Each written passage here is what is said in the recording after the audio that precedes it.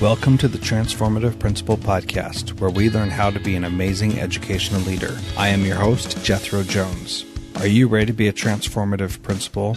I'm looking for about 10 people who are ready to do what it takes to lead with integrity, find balance, and take your school to the next level. If you're looking to improve your leadership in a measurable way, go to transformativeprincipal.org/mastermind to see if you qualify to join a group of like-minded people who are ready to be the best principals in the country. Welcome to Transformative Principal. I am your host, Jethro Jones, and you can find me on Twitter at Jethro Jones. Thank you so much for listening. As I mentioned before in my interview with Jimmy Casas, this is another interview from the Principals Conference with Christopher Kai, and you can find the show notes for this at transformativeprincipal.org, and then just search for Christopher Kai in the Who Do You Want to Learn From search box, and you'll be able to find the show notes for this. One of the really cool things about being in Alaska is we have the opportunity to have some pretty impressive people come who haven't been to Alaska before, and that was the case with Christopher Kai, who speaks all across the world to many different organizations. He's speaking at Google here shortly, probably about the time this airs, and what a neat experience for us to be able to tap into the resources of this connected, powerful person who spoke to us about relationships and how important they are. One of the other things that I really took away from his presentation was the power of stories and how I can get better at that myself. And I hope to be able to continue to develop that skill and be able to share stories that mean something with those around me. I do want to do a little follow-up to the James Sturdivant interview that I did a few weeks ago. I did a presentation at the Principals Conference, and I did use the presentation in the Art of Zen and just had images for my slides about trauma-informed care at the middle school level. And that turned out really well, and I got some good feedback about the presentation. So I told you all that I was going to do that. I did it. I tried something new. Took me a little bit out of my comfort zone, but I think that it turned out well. So without further ado, here's my interview with Christopher Kai. Thanks so much for listening. All right, so here I am in Anchorage, Alaska for the Principals Conference, and I'm excited to have Christopher Kai here presenting at the conference as the keynote and doing a sectional as well. But also, I'm just really excited that, Christopher, you are not an educator right now. I mean, you are an educator, but it's a little bit different. So can you tell us a little bit about who you are and what you do for your real job? So thank you so much for this opportunity. Again, my name is Christopher Kai. My story in a quick 30 seconds is this. Born and raised in New York City, always very entrepreneurial. Last corporate job was at American Express 16 years ago. Quit that, created my own consulting firm, and I've been writing books and speaking all around the world. My first book actually was a college success guide called Your Wonder Years, Success in College and Beyond, where I taught high school and college students to pursue their dreams based on social success, academic, and career success. More recently, I wrote a book called Big Game Hunting, Networking with Billionaires, Executives, and Celebrities, where I teach entrepreneurs and business owners how do you build strong relationships. So I'm super excited to come to this conference because at the core, every success in life is based on relationships. So the more you build them from empirical data, not just my opinion, you can just build stronger communities, stronger schools, stronger states, stronger countries.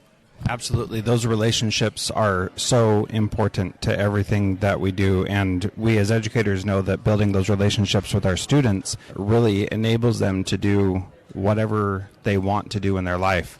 So just yesterday, actually, we had the State Commissioner of Education who had some kids that he taught when he was younger, and they were here in Anchorage and just talked about how wonderful he was and how that relationship really solidified their path in life to be more successful. So when you look at your life, what relationships have impacted you the most and helped you become who you are? Two, actually. My mother was a school teacher for 35 years in the New York City public school system where I'm from. And so at the core, whatever I am or ever will be, frankly, is because of my mother and the foundation she created as an educator. The second one is my uncle, who, when I was a kid, I was teased a lot because I was short. The school system actually labeled me as having a reading disability, and I talked a lot. So I got in trouble a lot. But at age 12, my uncle, Uncle Ding, he hired me at his insurance company at age 12.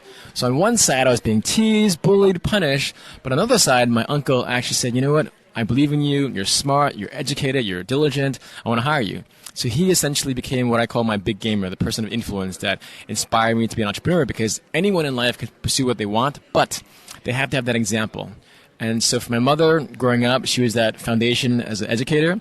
And then from an entrepreneur standpoint, my uncle allowed me to see and to work alongside him, where I ended up buying my first stock at 15 and saw on the ground, how do you build a company?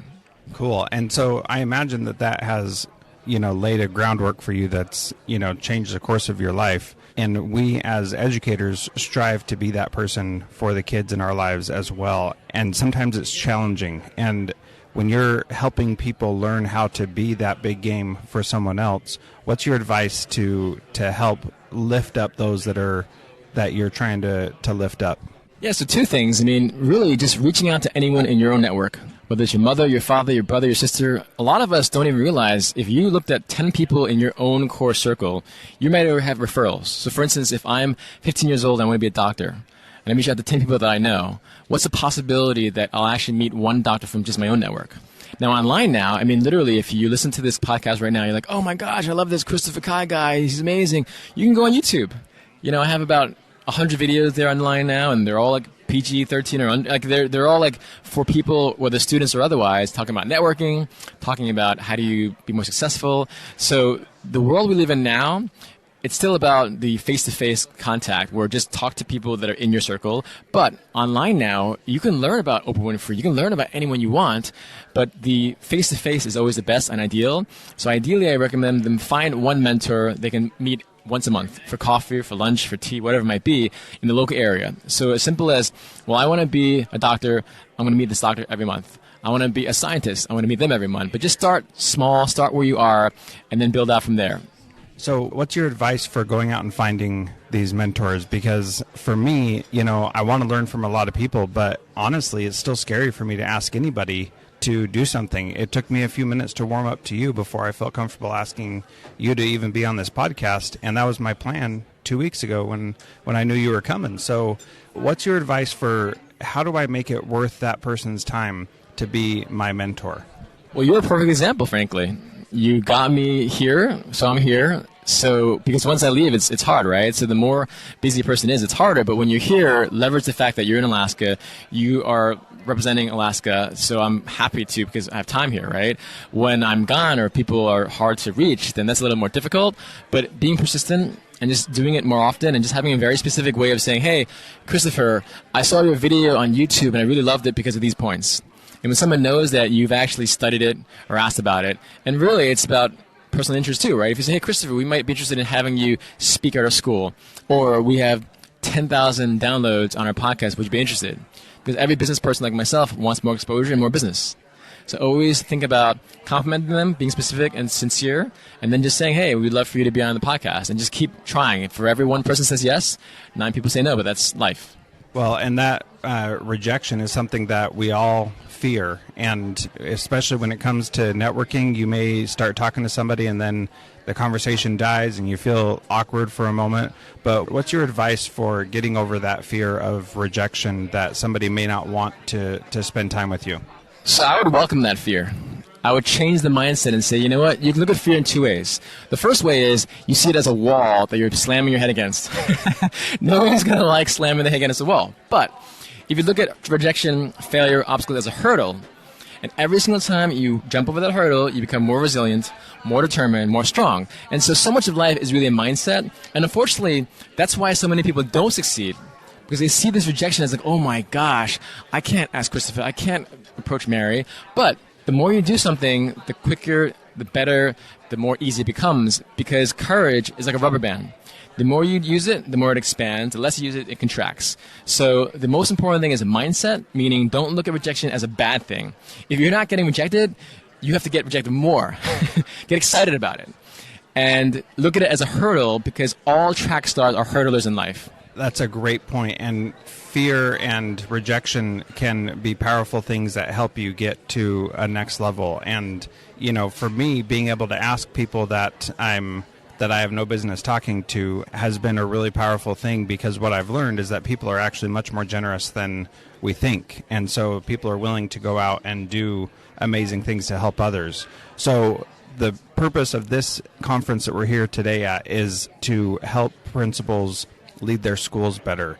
And so what advice do you have for school leaders who are working to become better and help their schools become better? What's the thing that we should take away from your message today?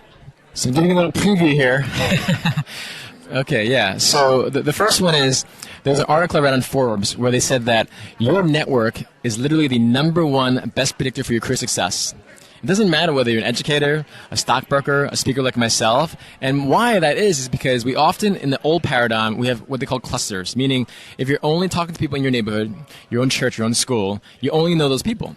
More progressive way to think in terms of like different paradigms is, well, what if you met people from not the same neighborhood as you did, a different church. Maybe they don't even believe in God. And maybe they're not 35 years old or 55 years old, right? So an open network, which is the number one best indicator, is meet people that are not like you. Don't think like you, don't act like you. So that alone is just giving you an awareness of appreciation of people.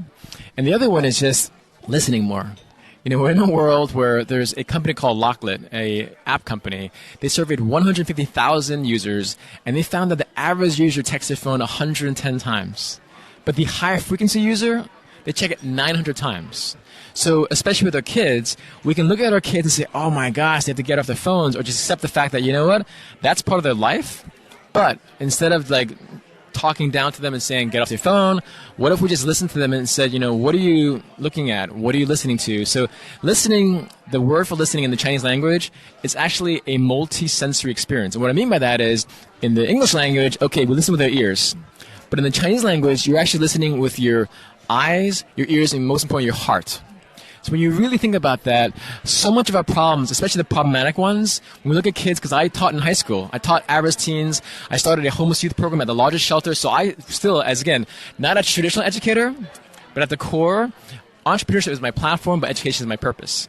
And so at the core, it's about listening to the students, not just with our ears, not just listening to the fact that they're being, you know, bothersome. It's about what are they really getting at.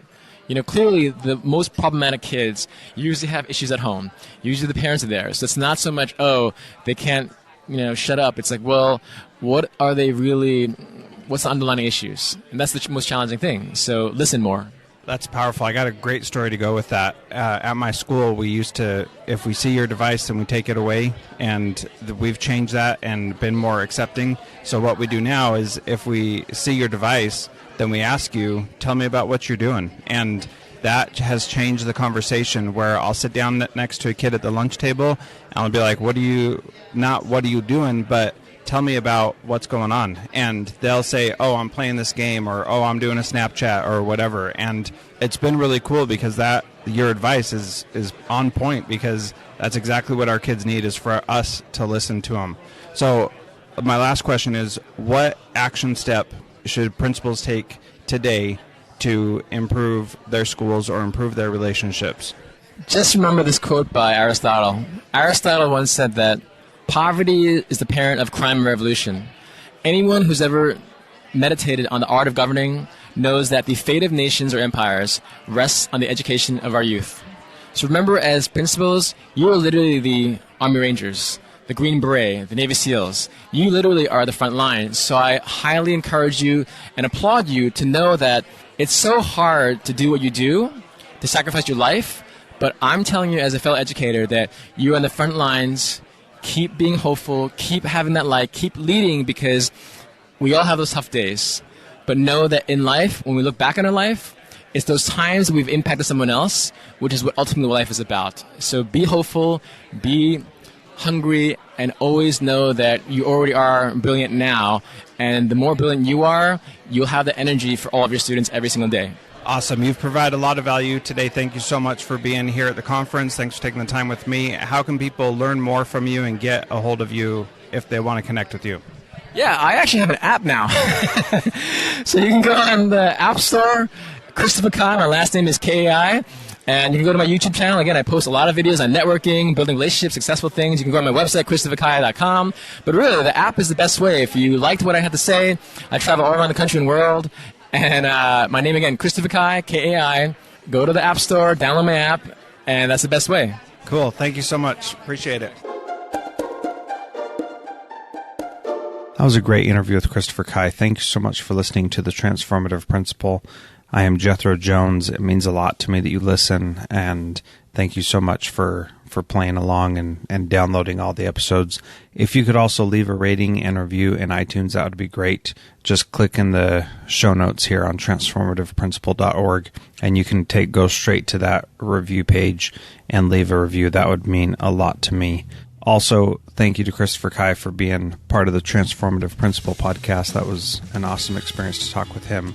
And I hope that you enjoyed that and took something away that can help your school this week. If you're new to the podcast, thank you so much for listening. There's about 150 more episodes at transformativeprincipal.org. Thank you so much for being a part of this show. Transformative Principal is a proud member of the Education Podcast Network. Podcasts for educators by educators. Visit edupodcastnetwork.com for more great podcasts.